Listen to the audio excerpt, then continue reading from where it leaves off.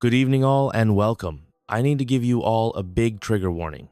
Tonight's video is not for the faint of heart and definitely for anyone under the age of 18. So if that's you, pick another video, but for those of you who do want to listen to some absolute horrors, will buckle up because it's time to get comfortable and let the darkness take control. Let's smash that subscribe button and become part of the Dark Whispers crew. Drop a comment and tell me where you're tuning in from. Let's begin. This is a story that my mother and aunt told me when I was in high school. I'm 21 now, and it has never left me. Always think about it, and the more I ponder over it, the more I come to the conclusion that my grandfather, after passing in June of 2020, at the age of 96, caused some issues in my family. These issues are not dealt with in this story of mine. However, there are a couple of things I must say about him that best propel this story. My grandfather John was a man who was an extreme loner with an old-fashioned thinking he hated his life. And because of that, he turned into an abusive macho man. My mother could not show any emotions, be it pain or pleasure, because she was brought up not to. My grandfather never listened to nor cared for others. He also was a racist and had many a family matter that, according to him, should never see the light of day. The same is happening now that he is gone, and the ugly truth has come out all. Through the years, the things happening around him were better far away from him because he was a that simple and no personality. And he was also not from the faithful religion. Scary it seems that faith and hope, like the things mentioned above, were worthless. To him, this story takes place in the 70s. My mom was born in 1965 and remembers this story clearly. My aunts as well remember this happening, but no one remembers the exact year. One summer day, John decided to take his family on a small outing with the intent to have a picnic in the woods. My mother, her three sisters, and her grandmother were all there and very excited about this. Where we're from, my family is more than accustomed to the woods and has lived in the area for generations. Going into the woods for a fun family activity was nothing out of the ordinary and seemed to be just another normal day. They made their way down a dirt backward road and stopped. Once they located an open area, which was big enough for everybody to be able to fit, the kids began jumping out of the car and messing around like kids do when they have been stuck together. At this point, the grandmama began taking out the food and other items that they brought for the picnic. John was checking the place to see where they could put themselves. While he was doing that, something in the woods past the clearing caught his eye, so before going to seek what was out there, he yelled to the family that he would be right back. The kids and grandma did not think much of this since they were all used to the woods, and these woods in particular were very familiar to them. They continued unloading and setting up the stuff they brought. One of the girls pointed towards something in the clearing that changed the day to something quickly. Worse, mainly it was a dirt mound on which it looked something about it which is buried. This mound was about the size of a small person, maybe even a child. It was little too big to be simply an animal. In these woods, there were nothing but squirrels and raccoons in the area. Scattered among the mound were the larger river rocks. There was no pattern, but they were definitely placed on the mound intentionally. The dirt seemed to be recently disturbed, as though it had just been buried. It was loose and slightly darker than the surrounding area. The mood immediately changed from an average day in the woods to something quite sinister. My grandmother became worried and told the children to keep off of it. She was clearly concerned and did her best to ignore it, but was so worried. The girls, all being kids, were not so worried as did they continue to play. Avoiding the mound, they tried to return to the picnic, and the girls were already chasing each other in circles. Again, it was to be a joyous, sunny day, and my grandmother wanted to keep it that way. Things seemed to return to normal for a bit. The trees around them seemed to form a wall of dense foliage, blocking them from seeing anything through the forest. One of the girls noticed something strange again. It was obvious what was happening immediately. Along one of the long branches of the tree, there was a noose. It was tied with a rope and hanged high above their heads. A lump of dirt may be explained by nature, but the noose was put there by a man. My grandmother froze when she saw it. She knew something was very terrible. It was never enough for John. To return from the woods, they had to pack the kids and go. Even children could relate a noose to one death. The children became quite restless. The last innocence that had kept them from worrying about the place had totally gone. grandmother, the indomitable woman, she is calmed her kids and told them a tale of it being left by the deer hunters, but she was sure they had to leave, as even a small child would not hang a deer and bury it. The only logical explanation would be a psychopath, at least no sane. Deer hunter would do it. The alarm bells rang when the woods suddenly stirred. My grandmother and the children too began hearing a rhythmic incantation from far in the woods. It did sound as if a crowd of people were yelling and clapping. Their voices was grave like in a group, and the drumming beat. It was, however, sincere that it was going on very The time was 11:45 p.m. It was 15 minutes after it had been scheduled from 11:30 BR. Normalizing the table, the sound output had already extracted a good amount of rain noise. BR, one funnel of water to another, and soon after that, heavy water droplets were observed in the second funnel. It was during this operation that the sound of heavy rain was faint and had soon changed. By now, the stage was set for sauna in the lids of the amplifier's heat sinks. Just like a percolator in a kitchen, the results available concerning this are interesting too. It responds to the percolator in the light, exactly like a lightning with the noise of a thunder. They said standing nearby from time to time, they collected the rain in schools, as it was an intoxicating experience.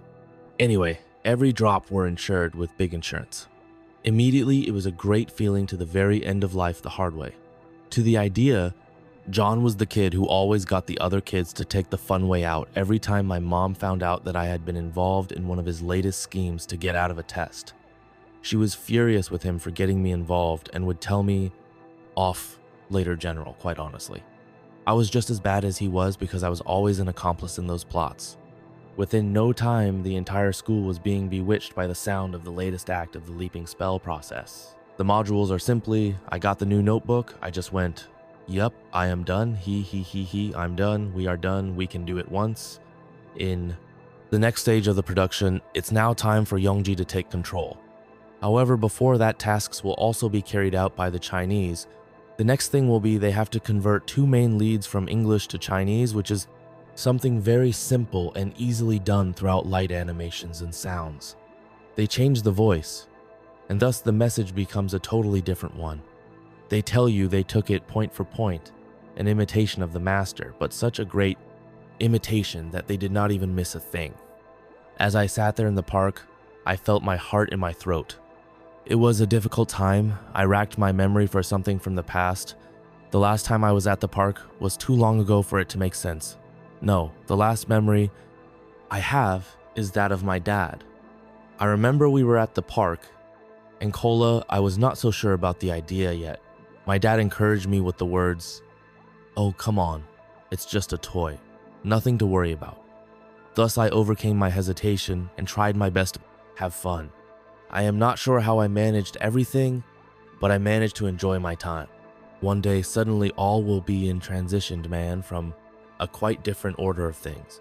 Of reincarnation talks about a general rule on the resurrection, and he is the one who is meant to assure bringing the kingdom of heaven on the earth, which the prophets gave glances in the family of Abraham, collapsed to answer that only Abraham can give more than the law of responses in the old senses, that I can take care of the world after a perfect way. Thereby he is the plan on the earth.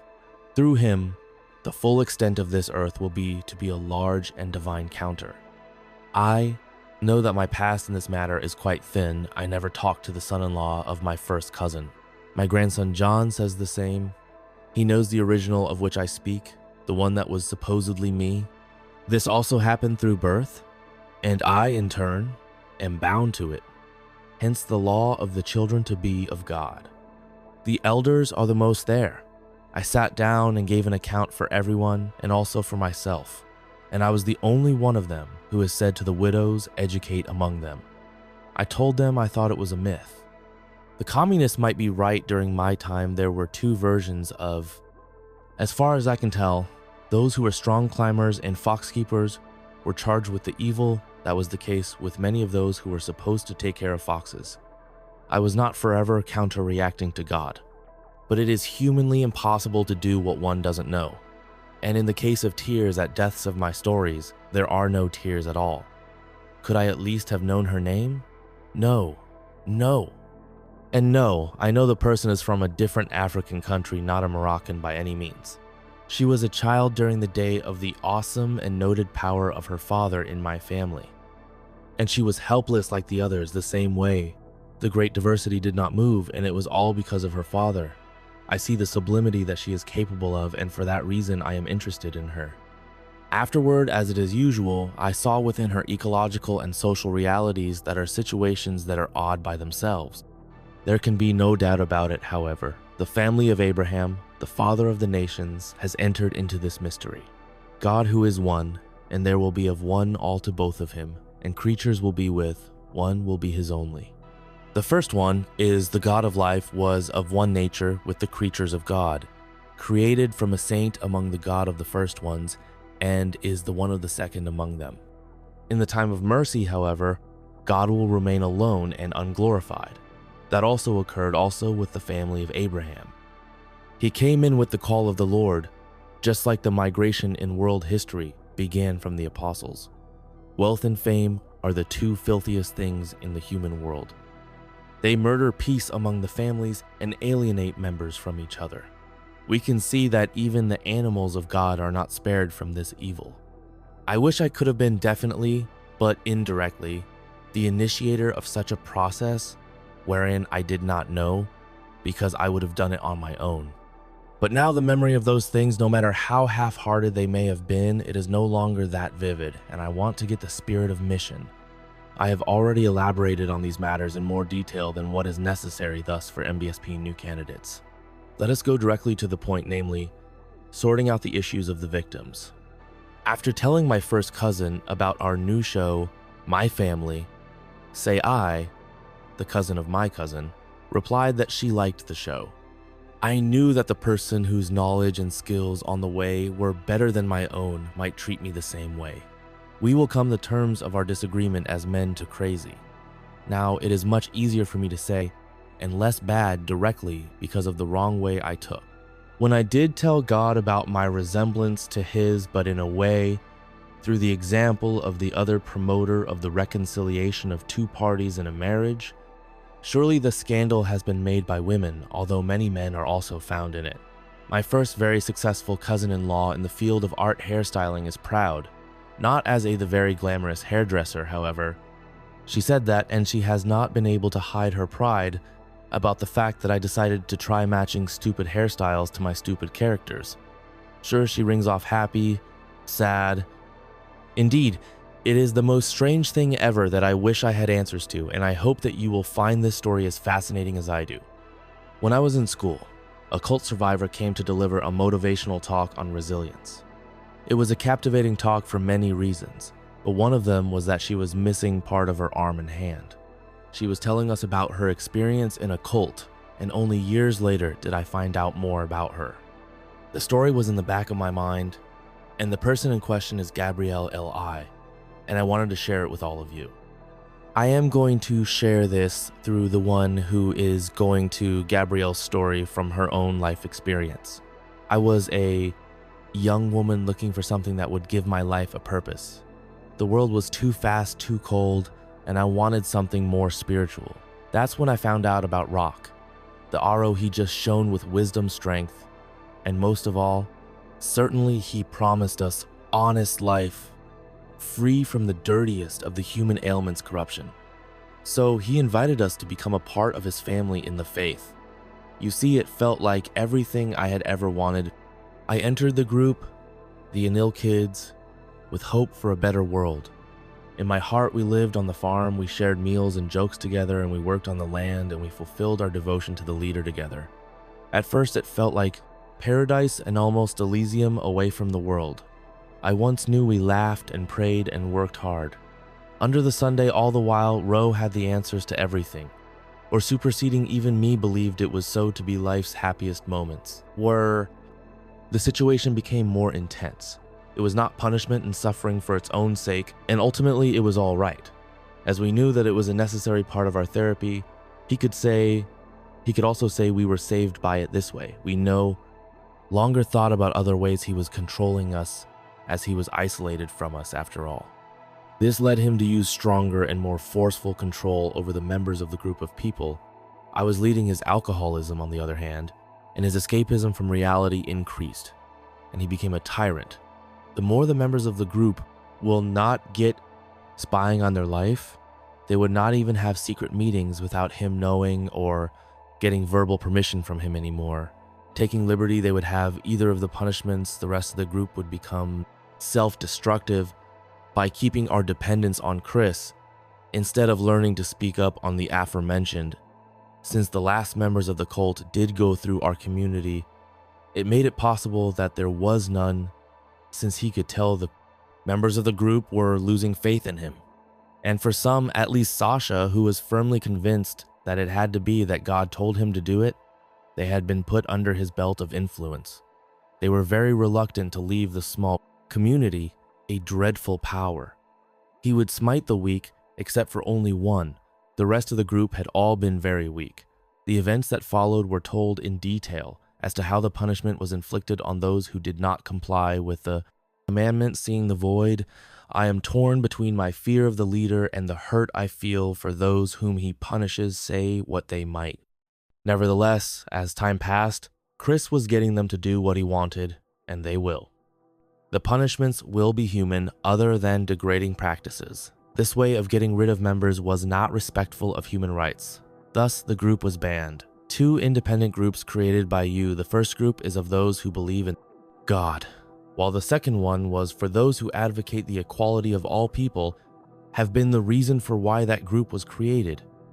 That is when the situation became even more sinister. A follower could, after being initially asked to take away another member's toes with wire cutters, be religiously devoted. The same follower would then be bullying the younger ones. Unfortunately, I can't even mention minor cases. The atrocities committed on the wee ones were just too horrendous. That's the time he, the cult leader, would revert to the old religious practices of the commune, a firm believer now in the divine purification of his followers. Gradual cleansing, though total submission through abuse, whereby the members are. Nelson was the complete whippers and hammers. They all had to be okay, him the Holy One, and he began doing unneeded amateur surgery on a sick comrade. He asserted that he was the one healing the person. He did the things like the stomach and circumcision of the child. The ones in the group were the ones who were part of it. In 1987, the 17 children were taken by social workers. But he was not in any way penalized for the abuse. I was powerless. Days went by and time became a vague phenomenon as I went through the exile of doing tedious works. Fear and agony, little by little, body became weaker.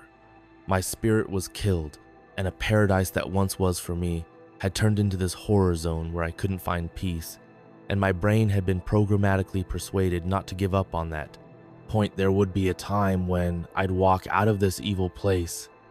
Yes, my soul clung to the idea above, but really this was just deceiving by my consciousness, because if pushed, I could not have found myself in this hopeless. Sometimes me in the midst of nowhere, the most horrific thing happened. 1989, Solange would undergo an absolutely amateur surgery without anesthesia, performed with her being punched by him in the part and a plastic tube inserted into the rectum through the mouth to perform a crude enema. Our beloved cult leader then removed part of her intestines and had me stitch her up with needle and thread and had the other woman shove a tube down her throat to blow through it. Of course, she died the very next day. But our cult leader, as charismatic as he was claimed to have the power of resurrection, and unsurprisingly did not manage to resurrect her the next day and had her buried a short distance away. Then came the day that changed my life. Forever he told me I had sinned. I wasn't sure how or why, but that didn't matter. He had already decided my punishment. I was going to be made an example of. He had already inflicted brutal injuries on me. A welding torch to my special parts, a hypodermic needle breaking off in the back of my neck, as well as having 8 of my teeth forcibly removed. He tied me up, he smashed my head with the blunt side of an axe, and I tried to fight back, but I was simply too weak to resist. I tried to flee, but was caught and brought back, and to make sure I would never try again, he removed one of my fingers, pinned my hand to a wooden table, and then used a hunting knife to amputate my arm. I thought I would die, And maybe part of me did I remember the silence that followed the way the others looked away, unable to meet my eyes. No one would defy him. No one would help me. I collapsed, blood pulling around me, and he cauterized the wound himself. I should have died there. I should have accepted my fate like so many before me.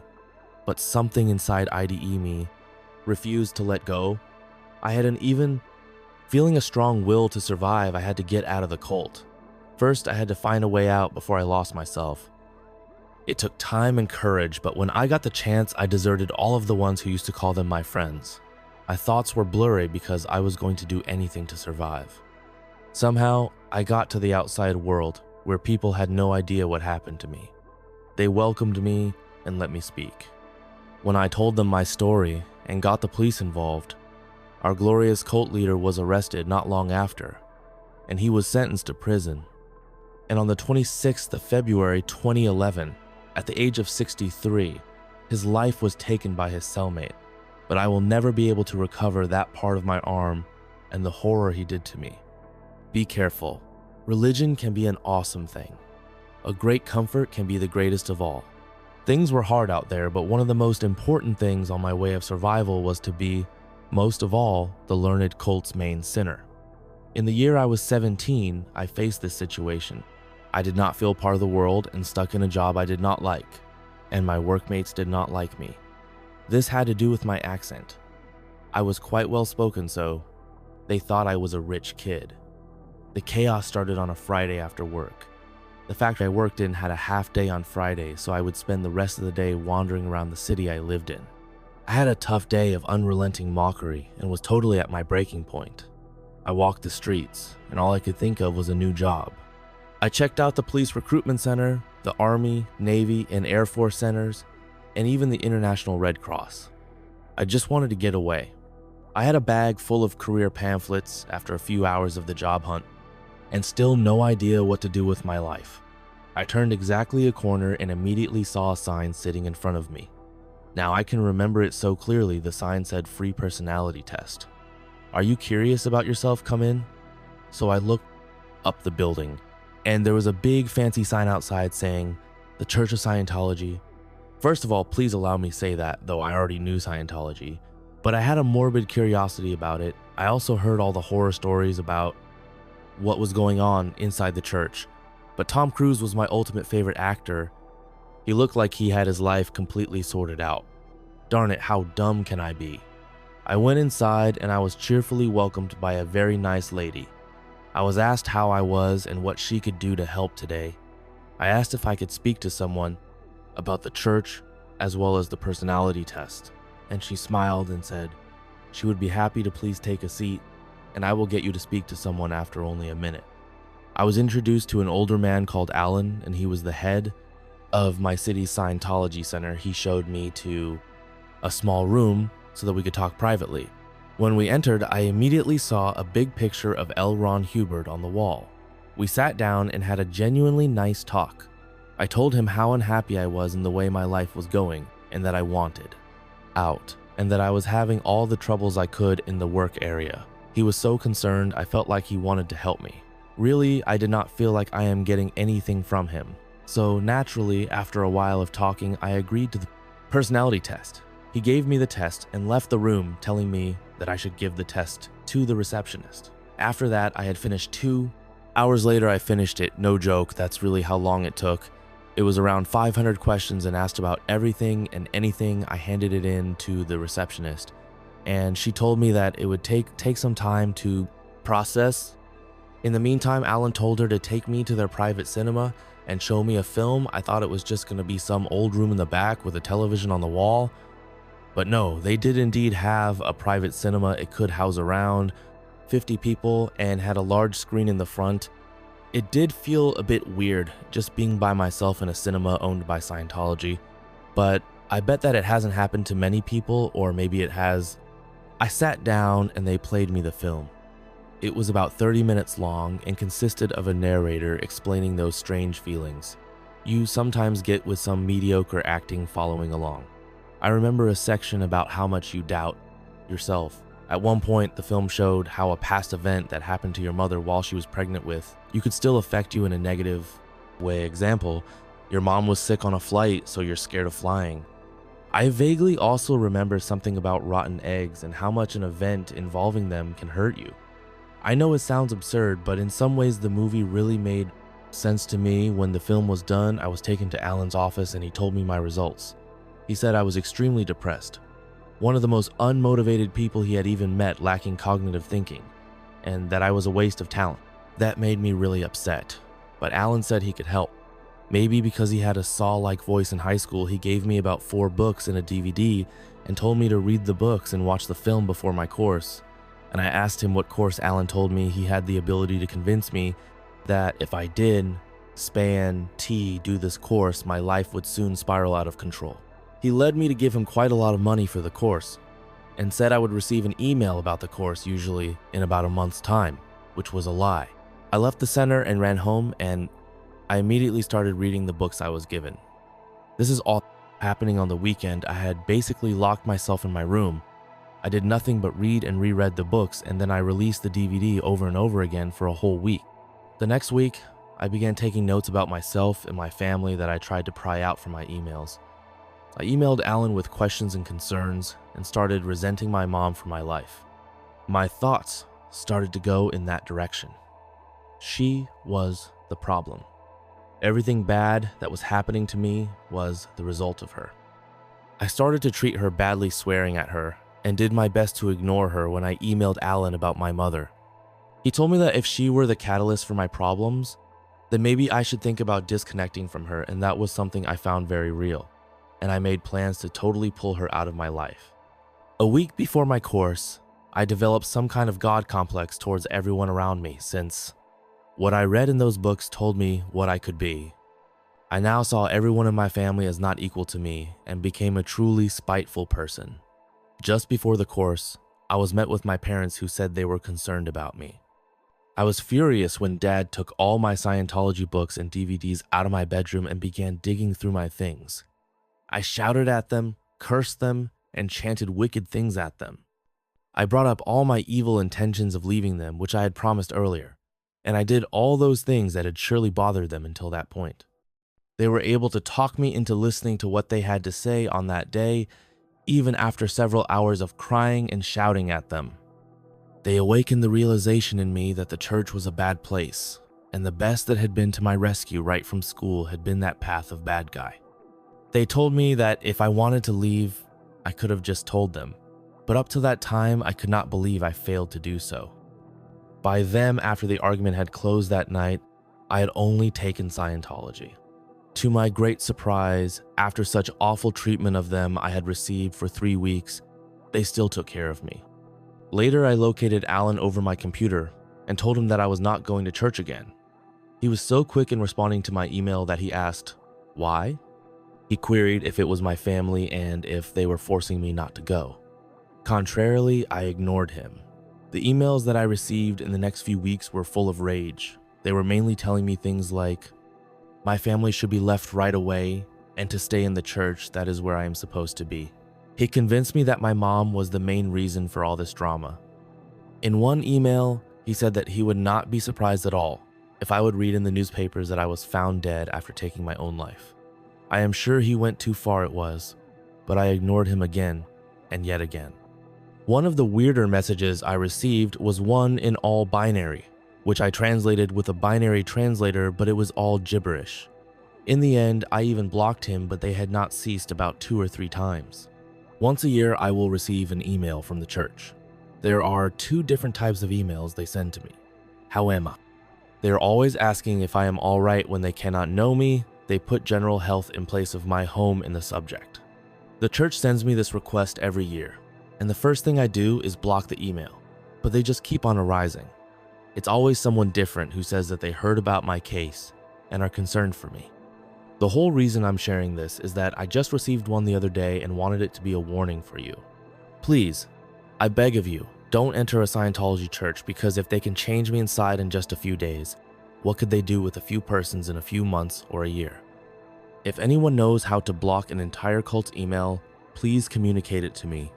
And if you are lost in life, sad or upset, please speak to your family, friends, or a doctor. When you're down, don't let others make a monster out of you. I tell from my experience that after this event, I got help and I'm back to being happy and more confident. I wish everyone listening well, and I'm hoping you all keep away from them. I also wish you a fantastic day. By the way, Alan, if you hear this, you turned me into a monster. Let us not have that meeting. I moved to my current city during the pandemic, and because I had a work-from-home job, making friends has become difficult. So I decided to try one of those meet new friends apps. I matched with a woman named Annie. She was a bit interesting. Her profile emphasized spirituality. I then casually said the thing I had thought Norse paganism, instead of referring to it as I, a mythological way and only personal. The lady then started telling me about her LGBTQ plus neurodivergent pagan fang coven. The description was weirdly specific or too general. Can I apologize for being a trespasser? I am still not sure foying Ibadi is also a big issue, and I don't think it's the right way to make my family feel better for my decision. I have the removal of my evil spirit from the cult as my side goal, but I know these people will suck me deep the way I am right now inevitably. That is why I am feeling that I am an example of a good girl getting involved in a dark side of a mysteriously powerful enemy. Am I sleepwalking in this kind of way? I mean, it is as though I follow the way of my pains. I thought comfort would be the proper solution, thus I remain trying to the last, but nothing works. Even if it isn't that I endeavor with the cause, I should not wallow in my loss. My mind has an issue of clicking itself. It can and takes care of me. It can be angel but also tiger as it likes. I do admire the tiger's boldness nonetheless. But my inability to keep myself out of the shadow gives me this codependent feeling. First, I question the veracity of the tales though, and then I fail to believe them at all. I've been living far too long a shaky life trying to exorcise the plethora of mentally ill people out of my life, and made a good choice through a fun journey between people whom I don't even know the reasons for their behavior. But they were always good company as long as I was not aware of their inner problems. It's only now that I've started to monopolize my mind and scrutinize it thoroughly that I realize how the process looks alike continuing each time. I was in touch with those people. Peeing against the wall, there was a boy when his parent came with him, and the ability to save all or to do nothing but watch over the boy's shoulder. Having forgotten his task in the park, he was left unaccompanied for 2 hours in the park. He didn't panic as I distinctly remember him watching the other children play. None did even think of taking the boy with them. When two children, the duo that has been their constant associate in the park, were chased by an adult from the park, the boy turned himself around and followed them a little distance. When asked, "What happened to that boy?" most people replied, "Maybe he was looking for a way out after chasing them." I would say, it was the animal that was crying, not the boy. I was the kid who was lost in his own. You could say this was an extremely broad concept, but I was more than willing to meet new people hence. I agreed to have a coffee with her before going to one of her gatherings. However, it was at this point during our conversations that some red signals appeared. An example of these is that she evaded the direct questions concerning herself, making our discussions seem too one-dimensional and unclear. Her telling about her spiritual awakening seemed to be more of a bombastic exercise in self-promotion than anything else. She imagined herself to be a lighthouse, drawing others to the light, while on the other hand, she was claiming to be a new soul that had no previous lives on Earth, which was not the principle according to which she was supposed to run. For my part, I talked about an earlier experience I had with a scammer spiritual guide. I was hesitating when I said, I was only wrong because the student should choose the teacher. As she said this, I could see she was mirroring my words and opinions right too closely, so I thought she was molding herself to fit the preferences of me.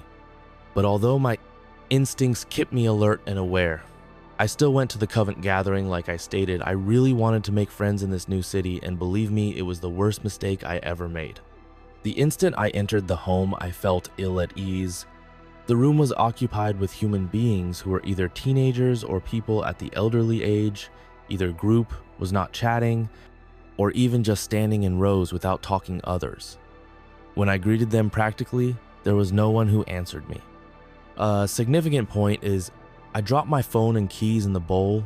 It was just the feeling of silence. More specifically, the atmosphere was just eerie. I was seated on a tiny chair in the room that was outside the leading circle, so as to try and feel the group leader's continuous movement where my glance of hers seemed obvious. Despite I changing my seat, she made a sarcastic statement about opening up that was obviously directed at me. The situation was petty, but it was a sign of what to expect. The only question asked apart from names was a surface detail. There was no sharing of anything personal among us. It was highlighted that our neurotoxic divergence was in the form of everyone there identifying as neurodivergent to some degree, which I considered as a conscious choice. Although I have ADHD, I do not define myself with it. Apart from needing medicine, certain aspects of the delineation of labels seemed exaggerated to me. The regulated medication activity was erratic. Everybody was making obnoxious breathing sounds with some humming in the background, which was totally DCZ with my concentration to a point of failure. Then the person in charge told us to think of something hurtful and that we should feel it deeply while the string was being wrapped around the pair of sticks they had lent to us. The way they showed this was very ritualistic, as if it would facilitate a release of the pain of the person through it. This was the final alarm. Exposing emotions in front of random people without any real safety net is hazardous, especially for the neurodivergent individuals doing trauma work, no matter how intuitive the guide is indeed being. I was gazing stupor in total solidarity as the group members had a breakthrough with tears and sobs. Matching the excruciating reality, Annie and the leader remained completely detached up to that point. Instead, they were going around the room, keeping an eye, and manipulating and controlling others. That was the moment. It dawned on me. It struck like lightning. Annie had chosen me. The app has been used by her not for friendship, but to recruit new members to this group. The other attendees were under the impression that they knew everyone else in the assembly except her, and thus her. Suddenly, the ambivalence of the coven turned into a razor plate. It wasn't obligatory to be exact in it. The aim was to resist any target. I was determined to escape, but absenting myself from prayer was rather difficult because the people were dressed with the pain they had been through. I wanted so much not to be the one who was paying with their tears. They were the true victims. Perpetrator, I sat there, waited for the outset moment when, gathering my smelly, took the ground. Late joining the group, I explained, and she accepted that I needed to step out for a moment. I went out and I did not look back later. Texted Annie to inform her that I would not be arriving now, that it is time to wish her good luck in finding her people. It is evident that I am not one of them. The precious reminder is to exercise total caution about such spiritual groups which require you to be vulnerable with them, especially in the absence of professional qualifications. Be the first to reinforce this is money spent, which can later lead to even greater situations of false healing reported, particularly related to neurodivergent individuals who might even have been. Existing boundaries are put aside, and it is done at the machinery of one's own devising. Healing should take place in a safe and controlled environment, not in the hands of self-proclaimed spiritual leaders who exploit pain for control. On the 1st of October 2019, I was getting on a train to head back home. The train is nearly full and probably a couple minutes after I had taken my place. A young lady of my age was sitting next to me at 21 years old. She probably moved here because there were no other seats available. The first 30 minutes were uneventful, with no interaction between us until later on. An elderly couple boards the train. She gladly gives her seat up for them. I do the same so the two of them can sit down. The elderly couple are starting with their gratitude to us for the offer, but then they decide to do it and decline by sitting on the stairs, as the stairs were on a double-decker train. I walked straight into the bathroom to do the thing I was already walking before the hour was up. When I returned a minute later, she had moved to the window seat and invited me to take it. I said it was not necessary, but moved back to her original seat anyway. She used this opportunity for the opening of a conversation with me and started by complimenting me on my readiness to give saturation, though I find it weird. I could not really answer properly. She did not seem to be annoyed by the fact that I liked what she said, but on the contrary, the words had an impact on her like they were some kind of confirmation. Thus, she opened by asking me if I was aware, and should I happen to be enlightened, probably there. She wanted to know me better. More than that, same young woman later that evening came forward to me to introduce her friend who was now on her phone instead of talking to me. And I bravely broke her phone in front of her. Unfortunately, the girl was not as mature as I thought she would be, and started to complain to my friend, who calmly reassured her that everything was right on my side. The person being accused said, "That was so not me. Obviously the reliable friends were on my side, not on her."